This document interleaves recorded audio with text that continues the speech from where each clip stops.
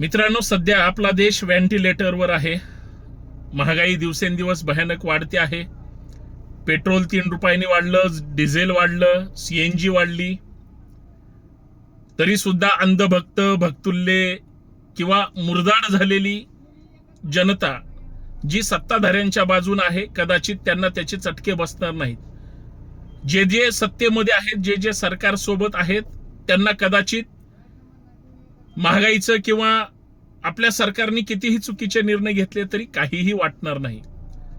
दुःख या गोष्टीचं वाटतं की ज्या लोकांनी सरकारला मतदान केलंय त्यांची भावना आज काय आहे तर ते बोलू शकत नाही, कारण ते पैसे घेऊन मतदान केलेलं आहे. ते लोकप्रतिनिधींच्या, सरकारच्या, वाटणाऱ्या लोकांच्या, पदाधिकाऱ्यांच्या घेतलेल्या पैशाला मिंदे आहेत.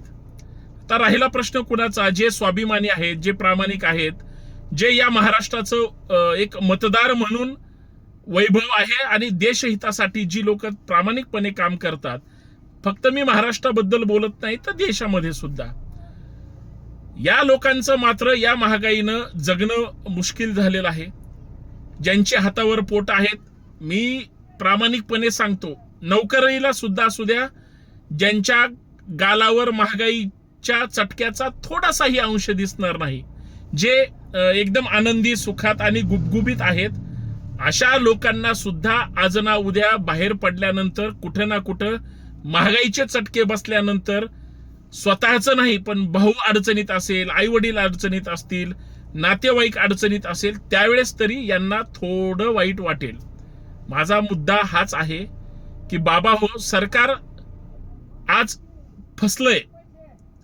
लोकप्रतिनिधी, मग ते आमदार, मंत्री, मुख्यमंत्री, खासदार, केंद्रीय मंत्री किंवा प्रधानमंत्री, ज्यांच्या ज्यांच्या हातात राज्य आणि देश आहे, हे देशाचं आर्थिक नुकसान करत आहेत.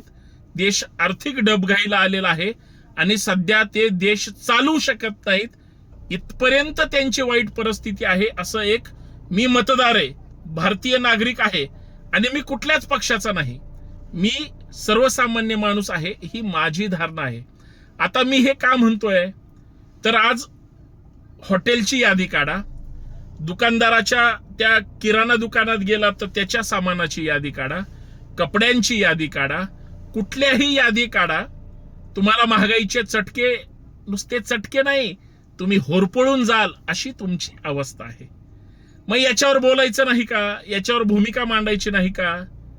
जर आपण बोललो, भूमिका मांडली आणि सरकारला हात जोडून विनंती केली, कारण सरकार शेवटी मायबाप सरकार आहे, जेवढी महागाई कमी करतील, जेवढे जे दैनंदिन वस्तू आहेत, दैनंदिन गरजा आहे, तुम्ही सोनं कितीही म्हणजे विक्रमी त्याची भाववाढ करा, आम्हाला काही देणं घेणं नाही. आम्हाला जे आमच्या लोकांना जीवनावश्यक गोष्टी लागतात ते आम्हाला स्वस्तात मिळायला पाहिजे. मी शेतामध्ये फिरतोय आणि मी सहज वडिलांना म्हटलं की काय आज शेतामध्ये आपल्याला आता पावसाळा सुरू झालाय, खतं घ्यावे लागतील, बी बियाणं घ्यावे लागतील. वडील ज्या पद्धतीनं भूमिका मांडली आणि चिडले, ते म्हणले 400-450 रुपयाला आपल्याला युरियाचं पोतं घ्यावं लागायचं. 400-450चं आज 800-850 प्लस पोत्याची किंमत असेल आहे. आणि जर एखाद्याने स्टॉक करून ठेवला आणि यंदा जर भाववाढ करून विकायचा असेल तर हकनाक मेलो. बी बियाण्याची तीच परिस्थिती. दर्जेदार ना खतं मिळतात ना बी बियाणं मिळतात. मी एक उदाहरण सांगितलं शेतीशी निगडीत. विचार करा, देशाशी निगडीत काय असेल, लोकांशी निगडीत काय असेल. शेतकऱ्यांनीच नाही पेरलं तर काय खाणार तुम्ही? आम्ही गल्लीत जर म्हणजे शेतात, गावगाड्यात जर नाही शेतात पिकवलं गेलं तर दिल्लीच्या संसदेमध्ये किंवा मंत्रालयात जी लोक बसतात त्यांच्या ताटात अन्न कुठून जाणार याचाही विचार झाला पाहिजे. जर त्या लोकांची महागाई झाली असेल तर इतर सगळ्या लोकांची, पेट्रोल, डिझेल, CNG वाढवलं, त्याचे परिणाम दळणवळणावर होणार आणि सगळ्यांची महागाई होणार. महागाईच्या शुभेच्छा देऊ का अंधभक्त मुरदाड झाले 40 पैशावर? माझ्याच कमेंटच्या खाली आता ते माझीच खिल्ली उडवतील, टीका करतील, मलाच वाईट साईड बोलतील. त्यांच्याबद्दल भूमिका मांडू अशी कात्रीत पकडलेला एक भारतीय नागरिक म्हणून मी आपल्या समोर भूमिका मांडली. खरी की खोटे? तुम्हाला जर पटली तर इतर लोकांपर्यंत पाठवा.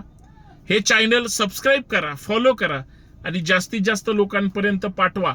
पण एक गोष्ट लक्षात ठेवा, मी ना सत्ताधाऱ्यांच्या विरोधात बोलतो आहे ना विरोधकांच्या बाजूनं. मी एक भारतीय नागरिक बोलतोय, त्याचं नाव संतोष शिंदे आहे, हे फक्त लक्षात ठेवा. जय शिवराय.